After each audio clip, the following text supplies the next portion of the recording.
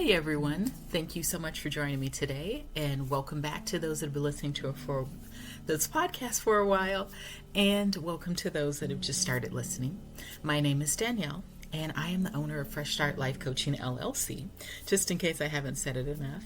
And so something that my heart is passionate about is just working with women that are struggling due to infertility and or miscarriage, and also single moms by choice. So moms that are deciding to grow their family on their own, possibly without a partner, maybe with a partner, but just maybe it's not like romantic interest in that sense, but are deciding, maybe thinking about working with a donor or being a foster parent or adopting or just another arrangement that works. So in this, before I do start this episode, I do want to say some information might be triggering and it might not be appropriate for little ears. So younger audiences, because it is a serious topic. It's something that I feel like needs to be addressed, something needs to be talked about, but something that we don't talk about enough. And, you know, as women, I know that we're so good. We have like these experts and PhDs in struggling in silence. So just kind of jumping right in, today's topic is about infertility and how it relates to depression, but more importantly, infertility and how it can cause thoughts of self-harm as a result of that. So once again, you know, just it might be a trigger warning for some. You know, if you find yourself in this space, please do seek help right away. There are options and there's people out there that do want to help, which I'll talk about in a little bit more detail. But then also, you know, don't be ashamed or embarrassed. A lot of times we're just taught to just stuff it down, put on a happy face and get over it. So I just want to bring that up. And as I mentioned, it might not be appropriate for younger listeners. You know, so those that are kids, maybe teenagers. So just maybe adults only, possibly for this topic. So this topic came to my mind. I was online, and I know sometimes you have to be careful with statistics because you always do have to realize, like, who were they polling? You know, when was this taken? Are the results just kind of blown out of proportion? Is it relevant? Can you apply it to your life? So either way, there was this article, and it just kind of popped up the title, and it talked about how kind of the link between infertility and then also suicidal ideations or self-harm. And this, it said that there was a study, I think it's conducted in Sweden, and they said out of the people that were surveyed, over 40% or about 40%, and that had stated that they had some thoughts of self-harm related to their infertility. And so in that, there's still more information from the study. And, you know, I'm like, okay, maybe that number's blown out of proportion. But then it caused me to just think about it a little bit more. Think about my journey in the midst of it, and just think about, you know, for me, someone that's had multiple miscarriages, think about just fertility overall and the struggles I've had. And then now on this journey to foster. And that has literally been a journey, and kind of starting that up again, and all that's going to take at least over 6 months to do all of that. And just thinking about the weather too. I had a birthday this week, which was exciting and glad about. But in that, it was raining on my birthday. And I don't remember it ever kind of raining on my birthday in a couple years. And in this case, it had been raining for like 3 or 4 days in a row. And it was just dark outside. And I just felt this heaviness. And it hits hard. And, you know, I woke up and I'm like, oh, it's my birthday.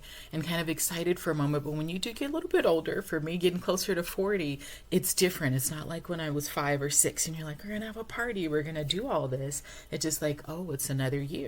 And then as also someone that's currently struggling with infertility, another birthday often is not a cause of celebration. It just reminds you that my window of trying to conceive is just getting shorter and narrower and closing quicker than I'd like, as I try and put my foot in that door and try to stop it from closing, especially prematurely. So in that, you know, woke up, it was my birthday, it was cold, it was gloomy, you know, I got wet, I wanted to eat something special or go someplace special, but it was flooded where I was, and then all my eating places that I liked weren't local, and I'm like, I don't want to drive an hour. And so, you know, I was thinking about that, and then it hit me, it was my first birthday without my dad being here. And my dad and I weren't super close. But for those that, you know, maybe at least before didn't know, he passed away over the summer. So it's been like 6-month anniversary of him passing. And there would be times where it sometimes hit and miss for my dad. I remember my birthday. Sometimes he did, sometimes he didn't. But in that, I was just so used to getting just a birthday text, because my dad only contacted me literally like on my birthday and Christmas, like only a few text messages throughout the year. That was just our relationship. And so in that, I'm like, I'm not going to get that text message. And so that brought me down. So with the weather, that happening, thinking about my fertility, all those things, sometimes it can send you into a dark place. So in that, I try to channel it and just, I'm like, I know I can't be the only person going through this. So I posted on Facebook and posted on Instagram, and just an encouraging quote about just being kind to yourself and showing yourself a little bit of grace. And realizing that sometimes it's like in the seasons of life, we say, well, I'd be happier if this, dot, dot, dot. And, I wish that dot, dot, dot wasn't happening, or whatever that kind of fill in the blank is for you. And sometimes we can kind of get stuck in it. And so then that causes, just like I said, just kind of being pushed into that dark place in the midst of rising prices and other things going on. But coming back to just the topic, I just wanted to dig a little bit deeper and research, and just reading different studies, and then just saying that oftentimes that fertility treatments can even just trigger thoughts of self-harm.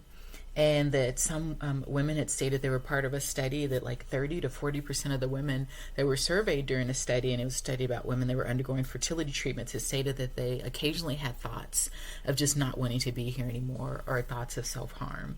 And this topic, it touches my heart. It reaches my heart because I get that so many people feel lonely and isolated. And I get too that you can't just go and say, I'm having a hard time right now, or just even express how you're feeling. Maybe you are, maybe you have children. Maybe you kind of overcome your infertility, or dealing with secondary infertility. Maybe it's primary infertility. Maybe you are just a parent-like figure to someone, but still not able to conceive. Maybe you've had multiple miscarriages.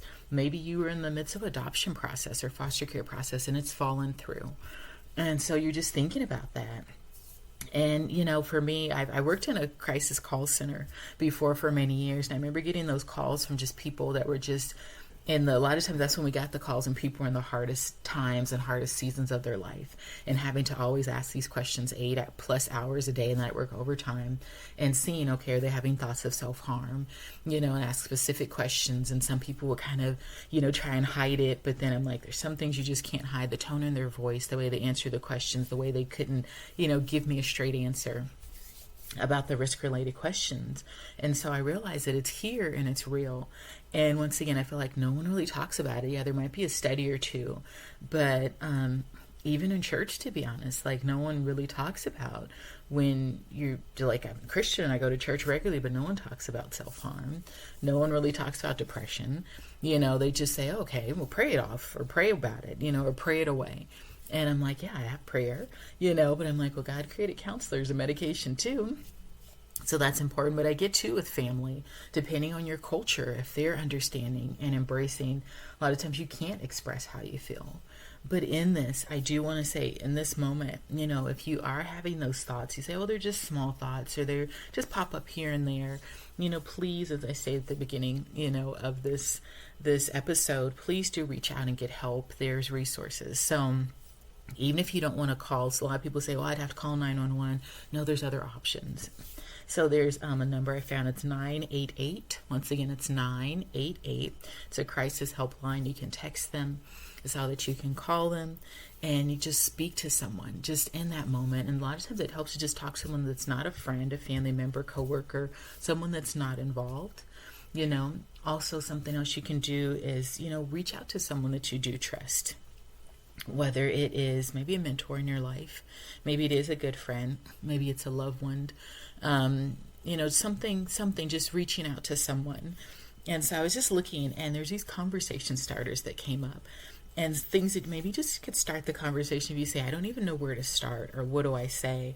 One conversation starter can be, it says, I feel alone and I'm thinking about hurting myself. Can you help me? So that's one conversation starter.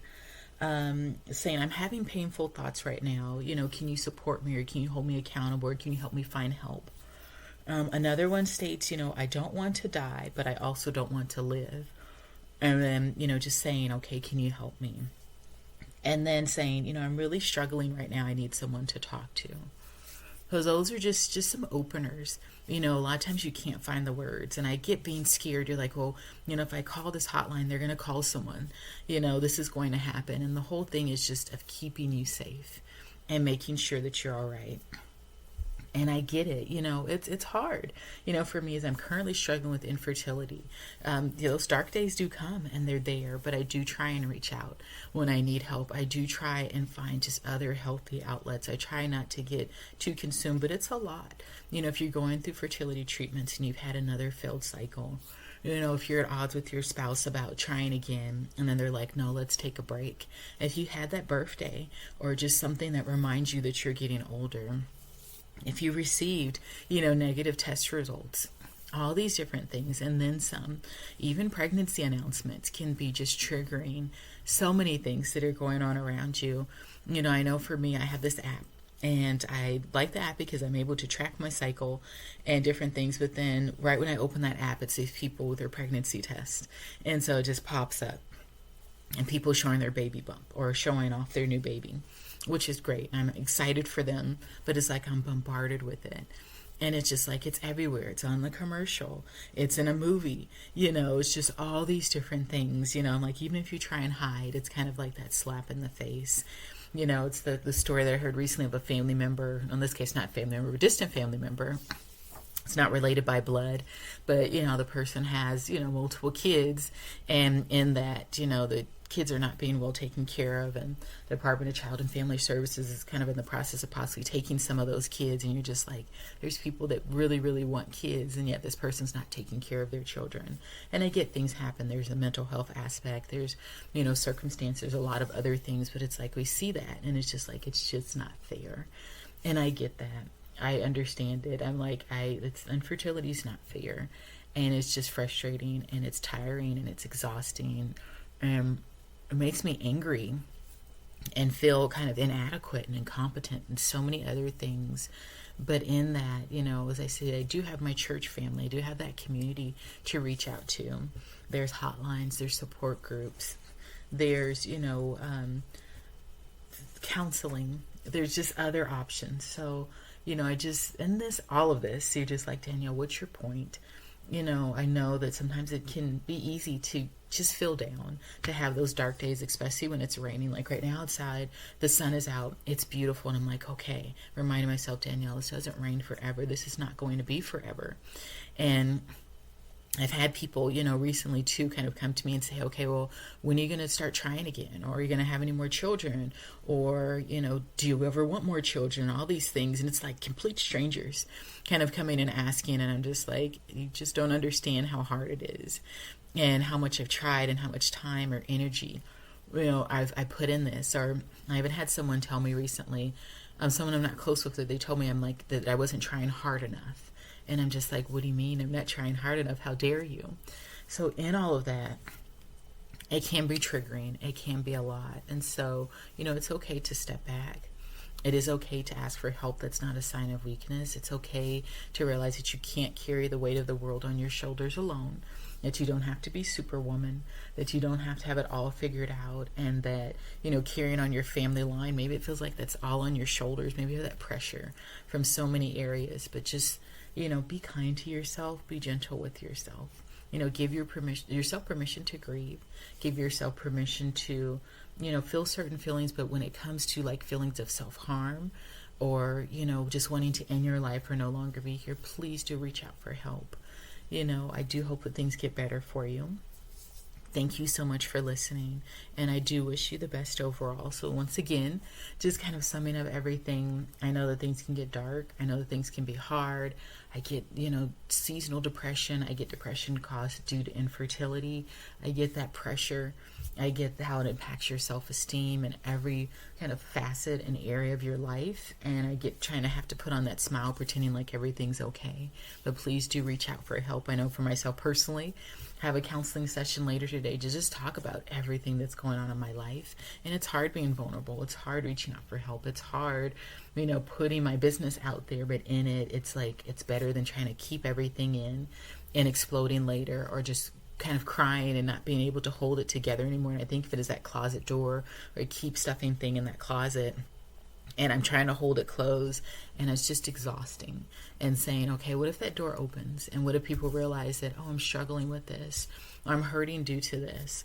or that things are painful right now, or if you've had certain thoughts and you say, okay, well, this person found out that I have these thoughts, maybe they think I'm not happy, or they'll blame themselves or whatever it might be, but realizing you have to take care of yourself first, and practice that self-care and take care of your mental health and your physical health. So feel free to reach out, if you do need further resources or support. I can be reached at fslcpodcast@gmail.com. Once again, it's F as in Frank, S as in Sam, L as in Larry, C as in Cat, and then the word podcast all together at gmail.com. If you just need resources, just further support, or just kind of need some guidance or direction. Thank you again for listening. I do hope that things get better for you. And once again, your life is so valuable. And I know things might be hard and down right now. Maybe it's been a while, but I do hope that things get better for you. Thanks for listening and have a good day. Bye.